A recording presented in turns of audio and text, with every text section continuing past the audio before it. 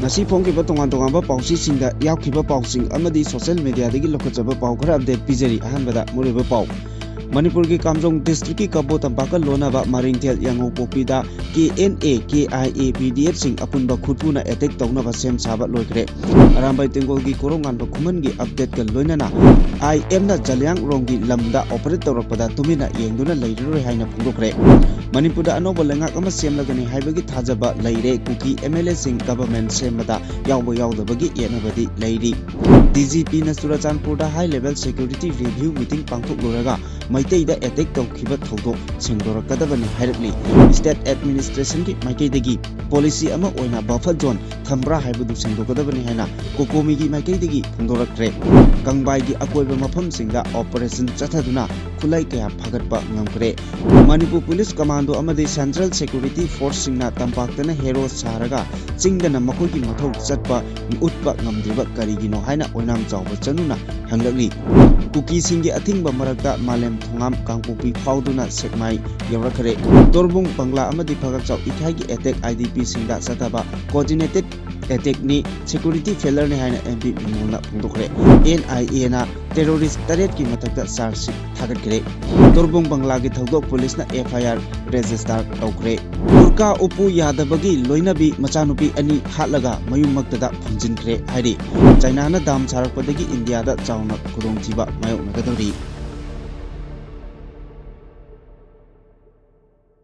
Hauzik pausing amuk sandona pijari Manipur gi Kamjong district ka Kabo Tampaka Lonaba Maringthel amasung Yangaupok thana manakta mayang lanmi singa KNA KIA PDF singa punna sem saduna leirakpa numit kharani sukre hari helicopter su toina paisinduna drone amadi drone bomb na singba khuchu khulai ningthi jina paisille ngamkhaida leiramba mayang lanmi maraktagi maitei macha singsu loina lokthokre hari ngamkhai manakta leiba Manipur gi yawolup singi lansang singda landana ba thaurang Taure haibagi chap chaba pau leire haina phongdokre pebet macha sing natu namang khingdoklo haina asumda update pirakli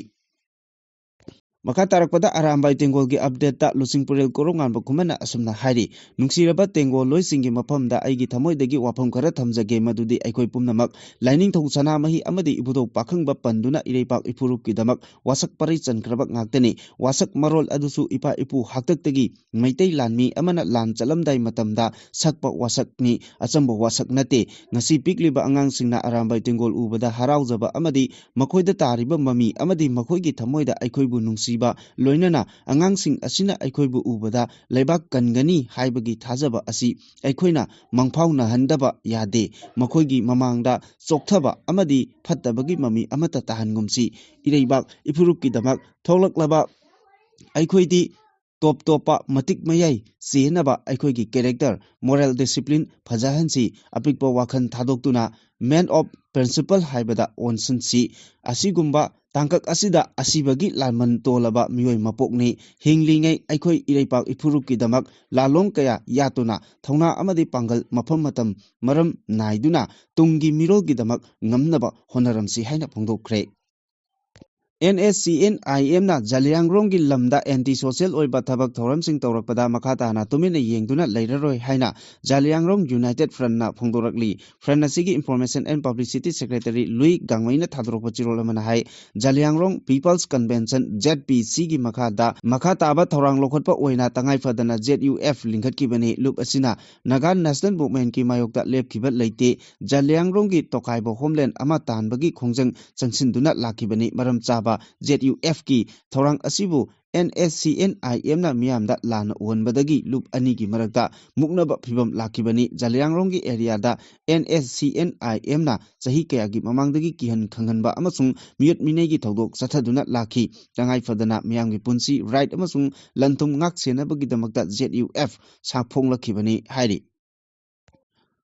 Manipurda President rule chalaiduna leiba asigi makha tarakpa oina center government na popular government ama mathang chahi lisingani kuntaruk ki January manungda soidana semlabagi apamba leire haina pauchi asina phangba pauna phongdorakli paw asigi makha taraduna hai tha asigi 13 da New Delhi da leiba BJP office da Manipur BJP MLA sing kauduna mifam pangthokraba tungda BJP gi MLA kaya hojiksu New Delhi da panthaduna leiri tha asigi kunda ex CM Biren yauna MLA singi team ama Imphal da halaknaba sem sari haina paw asina phongdorakli makhatana BJP gi national leaders singna New Delhi da kauduna BJP kuki MLA sing yauna mifam pangthokiba adu yamna maru oiba amani mifam aduda hana amukta oidaba mongda kuki MLA sing yauna punna phaminaduna mifam adu saruk yakibane kuki MLA taret ki manungda mari na saruk yaraga ahumna makogi imung manunggi misi mina yawbodagi lakidabane BJP kuki MLA taret mak masana yaningna mifam aduda laktuna saruk yakibane maitei MLA singa hanagum wari watai sanaduna phaminakibane hari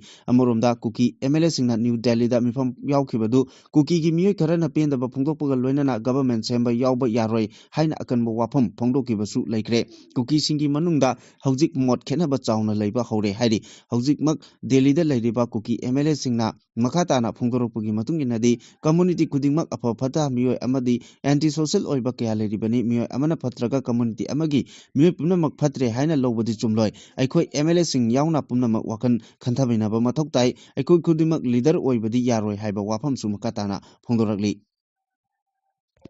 Manipur Police ki DGP na Churachandpur da high level security review meeting pangthokpa loibaga kuki militant singna torbung amasung phagakjau ikhaida relic camp tagi nongna yumda hanjinduna khunda leitanaba honariba singda bom amasung nongmai kapsinduna attack chatharakiba asi mifam aduda DGP na kari khanakibano haibadu sarkar gi maikaidagi miyamda sengdokadabani haina wabagai pangthokiba paugi mifam amada mamangda wabagai kendra da mirep oikiba mayengbam ranjitna phongdokre mangna makhatana haibada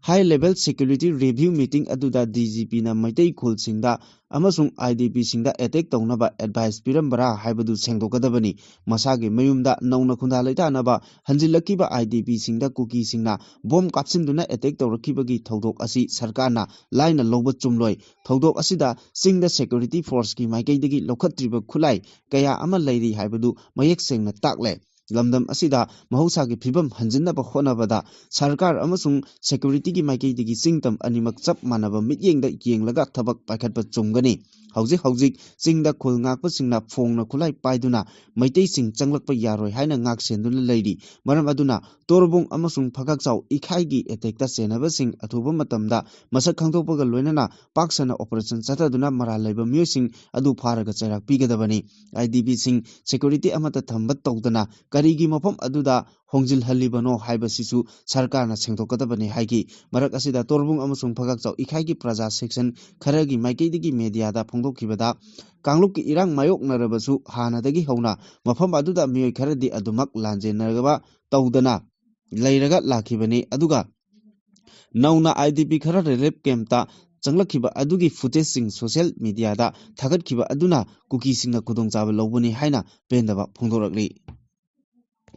State asida hena tension wanghaliba asigi maram ama oiriba paksana aranba mongda sijinariba buffer zone asi yauna organized body amasung makhoigi leaders singna chathariba hingsagi thodok sing asi public justification pinaba honariba phongna terror gi thodok kaya chathariba amasung law and order fail oiriba kaya asi yenglaga awangba thaki administrative amadi police level da Manipur gi DGP na khudaktagi interview tawnaba ngasi kokomi gi convener khoraijam athobana Manipur police ki DGP da aiba cherol piduna taksinkre DGP da pisinkiba cherol aduda yauriba sing adudi maru oina December tang 13 ki numidang pung 9 makhairom taba matamda kuki militant singna Bisnupur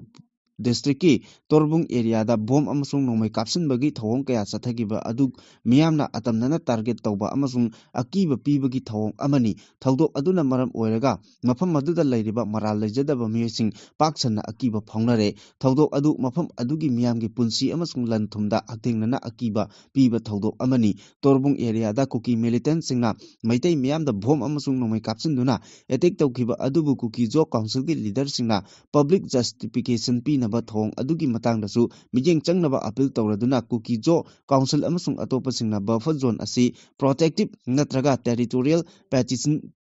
measure ama oina state security na sembani haina phongdokliba asina hena miyamda chamamnaba amasung akiba pokhalle maram aduna foreign policy natraga administrative measure ama oina asigumba makhagi buffer zone asi state security na sembra haibadu state administration gi maikaidagi officially amasung public li oina miyamda sengdokadabani karigumba buffer zone asi tasengna semba taragana madugi maram adu chapchana miyamda khangangadabani karigumba semdaba taragana state asida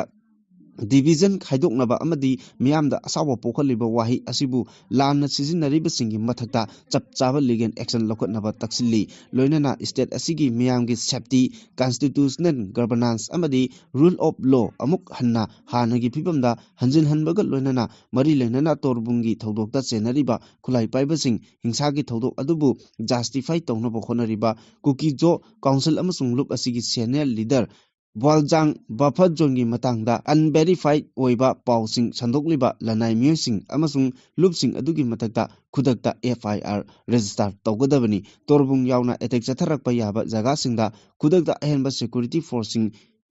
thajingedabani haiba warolsu yauri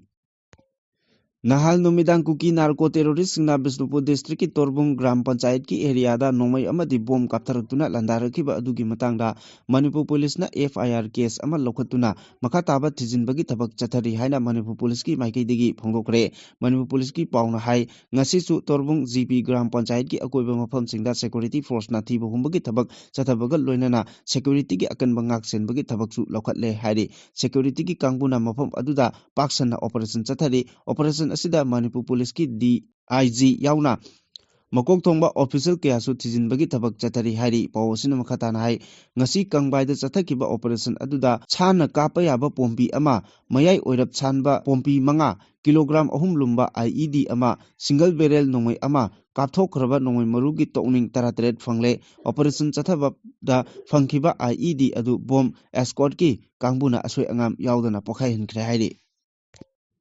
Manipur Police Commando amasung Central Security Force na tampaki lam khakta da thongna phoba chingdana makhoigi mathongna maringjel karisu amata utpa ngamdriba karigi damaktano haina samuro naurem apunba maira paibigi secretary oinam chawba chanuna phongdokre wafam asi ngarang Bisnupur district ki Torbung GP da kuki militant singna bom amadi nomai kapchinduna chatharakiba thong adubu yamna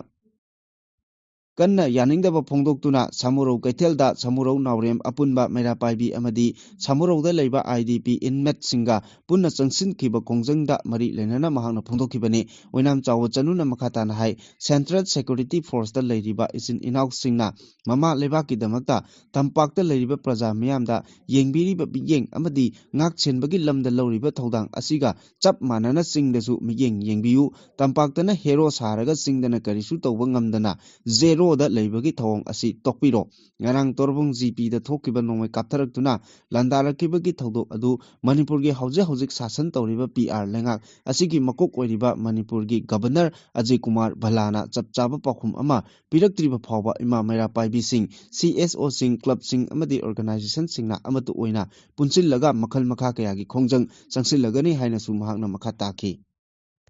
Social activist amadi cyclist Malem Thongam Asoyangam yaudana Imphal West gi sekmai Europe ngamkhre border security force na section ngak selaba matungda ngarang ayu anganba pung mari makairom taba matamda senapati degi sekmai police station da thunglaki Malem Thongam na senapati gi mahaki khongbu oiraki bamioi manga ga punna sekmai Europe ngamkhibani Delhi gi Kotut Minar degi hawduna kilometer 2,200 sangba khongsat ama cycling for Manipur peace haiba pandam ga loinana sahi asigi October 2 degi khongsan ba horakibani mahaki adugumba shanti gi paujil puba khongsat adu kuki civil society organization singna yaningdaba phongdokpaga loinana ungkhatnaba hengalhangani kangpokpi phawna chatpa yaroi haiba akanba warning tawkhibani committee on tribal unity kotuna kuki jo organization kayana mahaki khongsat adubu athingba piki kotugi warol amada cycle thawduna chaliba Malem Thongamgi khongsat aduna shanti hanjin hanaba demand tawriba kangpokpida chawna ungkhat hanba thokani maram aduna khongsat adu khudakta lekodabani mahaki khongsat aduna maram oiraga pamdaba tawdoksing thoklabadi madugi tekchak mari lenaba authority na pugadabani kuki phurupta tekchak puroi haina Pibam adu lakwadagi security force na maru oina National Highway 2 na fauduna chaliba Kangpokpi district ta akanba section torak lokhatki activist Malem Thongamna sanglaba cycle gi khongsat Kangpokpi ga loinana chaliba thasi gi taratareta Manipur lansingduna naga singna namna khundaba Senapati district yawarkhibani aduga kuki singna masing yamna khundaba Kangpokpi district puna December 19 da lanthokuna Imphal West ki sekmai yawarkhibani Manipur State President Rule Laina Matam Kuinadaki Irang Namaram Oraga Lanjanaruraba Matungda Torbung Bangla Amasung Pagaksau Ikaigit internally displaced person Singna Mayumda Hanjilaktuna Kundalaitana Honara Kiba Amadi Kulai Paiba Kuki Singna Tahasi Trataruki Numidang the Bomiana Nomeka Kapsinduna attack Zatarakiba Tong Adu IDP Singda coordinated Oiba attack ni Amadi Security Forces ki Peller Singni Haina Congress ki Lok Sabha MP Dr. Angomsa Bimolko Jamna Pongdokre Pomi Singda Pongdoladuna MP Bimol Makataraduna Haitokiba Adu Yamna Haksin Loboga Loinana, Irang Adobu Laksinaba Mafamaduda Tamliba Security Singi Arrestmenta, Yamna Sawa Feller Amani Haina Loboga Loinana, Todo Adu Ningtina investigation Toduna Generally Bemusing Security Forcina, Pagadabani Haiki, Besnopom Sung Suasampu District Tainabada Ladyba, Pagakso Ikayam Sung Torbung Banglada, Kuki Kulai Piper Singna Sataraki Tong Adu, Makuta Kulai Paiduna Prazamiam Bungakani Haina, Tamliba Security Forcing Asibu Matam Kuina Irang, Toludra Bagitunda. This am Toduna Tamba Kumbani, Todo Aduna Housing PR government as in a sanction level Kongtang Haibadi vulnerable areas Singdagi Urang Namaram Oiduna Lanjanaki by IDP Singi take the Kaidana, Mayumda Hanjan Hanabagi Torang Asi Piel Oire, Haibaget Takpani, Maram di displaced family Singbu, Masamasagi Yumda take the Kaidana authority na Hanjan Hanbak Namdrabadi, government Asigi, rehabilitation approach as my Pakte Haiba Utpani, displaced family Singbu Mayum da take the Kaidana Asway Angam Yaudana, authority na Hanjan Hanbak Namdrabadi approach Asigi, Kanaba Sikarino, Haina Mahana Hanglagli.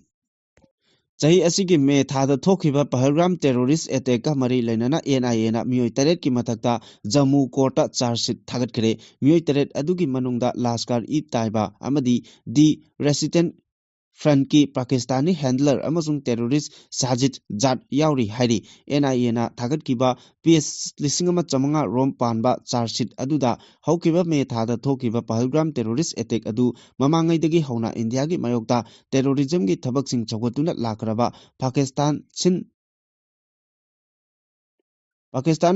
Langduna Chathan Kiba Etek ni Haina Pali, NIA na accusing adugi matakta India gi mayokta lan hobagi damak Maral City, Charshit aduna sahi asigi July da Srinagar da India gi security force na Operation Mahadev Chathabada Hatkraba Pakistani terrorist ahum gi maming su Pali, terrorist ahum adudi Faisal Jat, Habib Tahrir amadi Hamzat Afghani Hari.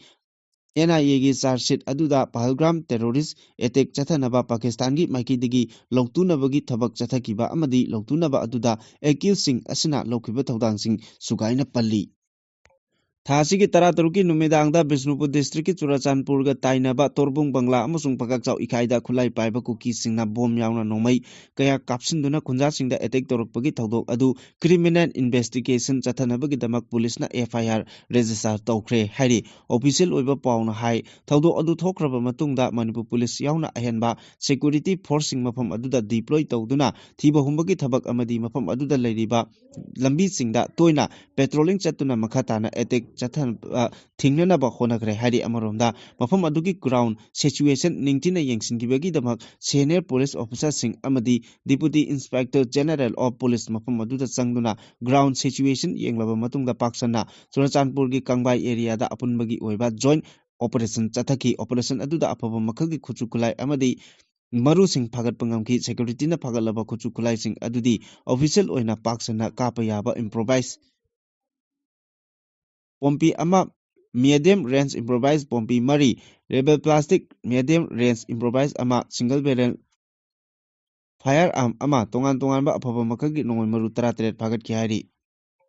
Uttar Pradesh ki Samli district ta burka upu yade haibagi damak nupa amana mahaki loinabi amasung machanupi ani halaga phumjinkhre thodok aduda chenari ba Faruk kobo mioi adu police na phare thodok asi December 10 da Kandla Police station na kuonba Gari Daulat village ta thokibani numit khareni gi losinduna thamluraba matungda police na asengba wari khanglakpadagi phumjiluraba haksang sing adu lainungdagi lokthokre hari police ki report na hai Faruk ki loinabi Tahira na imung manung nungainadabagi wahauda mama mapagi yumda laiki matamduda burka upkhidaba maramna mapuroibabu khosauna hanba pokhanki numit kharenegi matungda nupi adu mapuroibagi manakta halaklabagi tungda khosaunaba Farukna masamaki loinabi hatkibani Tahira amasung maki machanupi ani Afrin amasung Seherin numit mangani rom thiba khangdana laiki imung manunggi miyosingna jingnaba pharokpadagi thawdo asiga mari lainana police da wakalakpagdagi thijinbada thawdo asigi asengba khanglakibani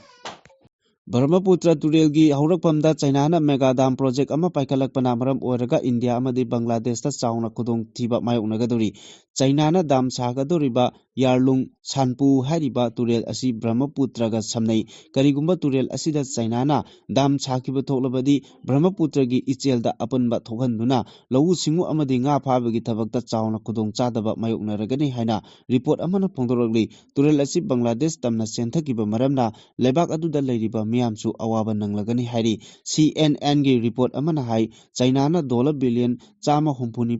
changna pakhitgadoriba project asina electricity putoktuna Beijing gi mafam kaya marumda clean energy sizinabagi khudongchaba phangalabasu Brahmaputra Turel gi mapanda tanglaga India gi miyoi kayada hingjariba singdadi awaba bayoknahangadori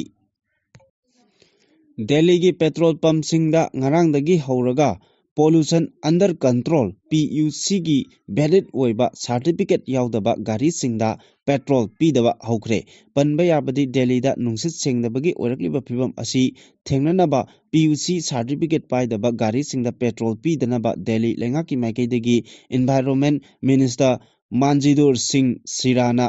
paugi mifamda laukthokre Paugi mifam aduda minister na phongdokpada Delhi da construction waki damak potchai pusilakliba truck sing pumthing thingkibaga loinana Bharat stage 6 category gi makhada leiba gari sing natana Delhi gi wangmadagi gari sing changlakbadasu ngasidagi athingba thamlagani haina laukthokibani loinana Delhi da BJP lengaki mamangda palamba Aam Aadmi Party gi lengakta maral sireduna lebaki konung oiriba Delhi da nungsitki phibam asuk yamna sengdana thamlamliba asi palamliba lengakna matik chaba thabak amata lokhatlamdabadagini haina phongdokhibani Delhi da PUC certificate paidaba gari singda petrol piba thingbaga loinana petrol pump singda piba thingbaga loinana petrol pump singda camera sizinaduna yengsinba hokre anobo rule asigi matungina sahigi petrol pump singda Delhi police ki matenga loinana automatic number plate recognition camera amadi voice alert system sizinaba hokre nakal amaromda athingmasing asigi marakta electric na singba gari makhal amadi CNG na singba gari makhal singdadi Delhi da changlakpada komthokani hairi Makatarakpa aroiba pauda editorial kalamdagi machangoiba ama lokhatchari kuki singna nauna bom kapsilakpa popular government semandanaba akhanaba thorang amani